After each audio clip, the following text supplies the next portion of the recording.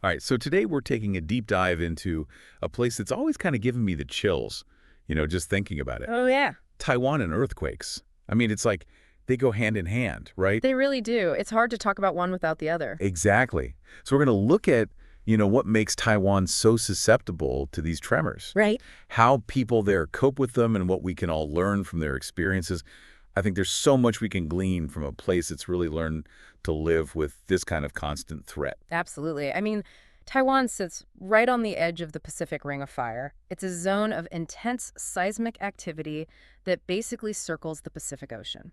Okay, so the Ring of Fire. Now that sounds pretty ominous. It is. It's where a lot of the Earth's tectonic plates collide and grind against each other. These plates are constantly moving and shifting. It's like a giant slow-motion puzzle that's always being rearranged. And Taiwan's right in the thick of it. Right on the boundary between the Eurasian Plate and the Philippine Sea Plate. So you can imagine the pressure that builds up there. So that's why Taiwan has so many earthquakes. Precisely. Most of them are minor tremors that people barely notice. But then there are the big ones. Right, like the 9/21 earthquake back in 1999. That one was devastating. It was a magnitude 7.6 earthquake that caused widespread damage and loss of life. It was a major wake-up call for Taiwan, and it really spurred them to step up their earthquake preparedness efforts. So what did they do? How did they adapt? Well, they took a multi-pronged approach. They started with strengthening building codes, particularly for new structures. So making sure buildings could actually withstand earthquakes. Exactly. They implemented techniques like base isolation.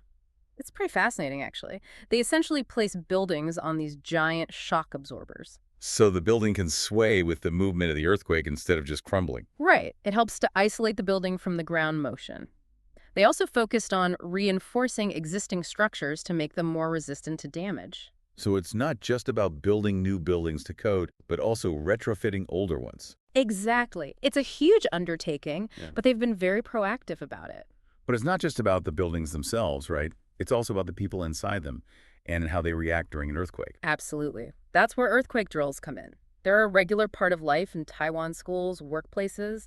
Even neighborhoods conduct these drills to make sure everyone knows what to do when the ground starts shaking. So it's like ingrained in their culture from a young age. Pretty much. They even have public service announcements on TV and radio that remind people about earthquake safety. I've also heard that people in Taiwan keep these emergency backpacks ready to go, just in case. Is that true? It's very common. It's something they encourage everyone to have. You'll find things like bottled water, non-perishable food, a first aid kit, a flashlight, a whistle, basic survival supplies. Whistle, what's that for? It's for signaling for help if you're trapped under rubble. You might not be able to shout, but a whistle can be heard from farther away. That's a good point. I never would have thought of that.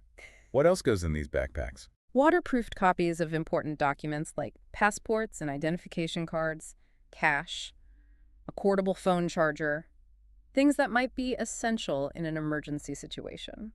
So they're really thinking of everything. It's like they're prepared for any eventuality. Well, they try to be because you never know how long it might take for help to arrive after a major earthquake. So it's best to be as self-sufficient as possible. Okay, so let's say an earthquake hits. What should people do? The most important thing is to stay calm. Panic can lead to bad decisions. If you're indoors, the golden rule is drop cover and hold. Drop, cover, and hold. Okay, I've heard that before. Drop to the ground so you don't lose your balance. Take cover under something sturdy like a table or a desk to protect yourself from falling objects. And hold on tight to that shelter until the shaking stops. It sounds simple enough. It is. But it can be hard to remember in the moment when you're feeling the ground shake beneath you. That's why those drills are so important. They help to ingrain those actions into your muscle memory. What if you're outside when an earthquake hits? If you're outdoors, try to move to an open area away from buildings, power lines, and trees. Anything that could fall and injure you. And if you're near the coast? Be aware of the possibility of a tsunami.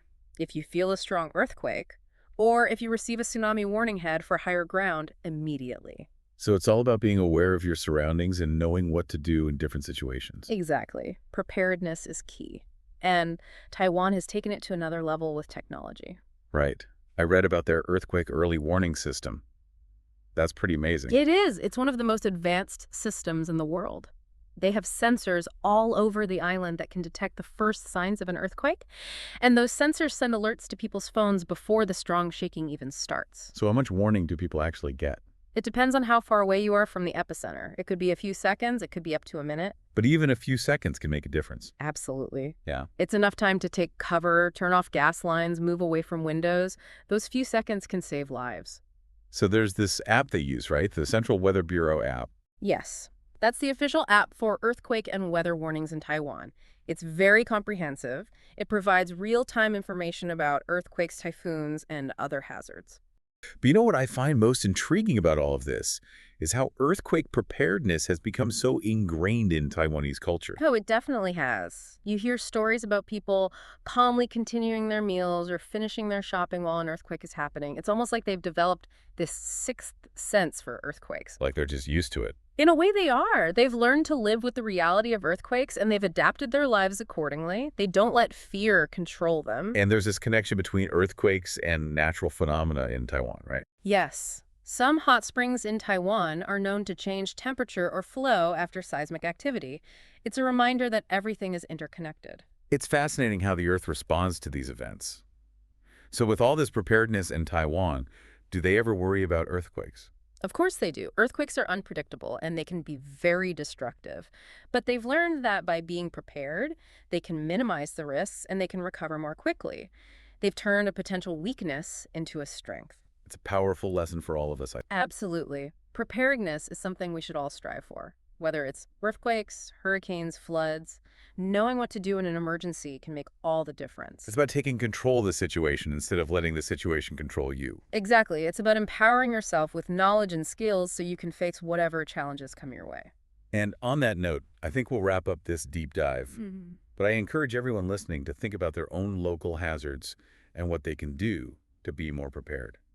You never know when that knowledge might come in handy. Great advice. It's always better to be safe than sorry.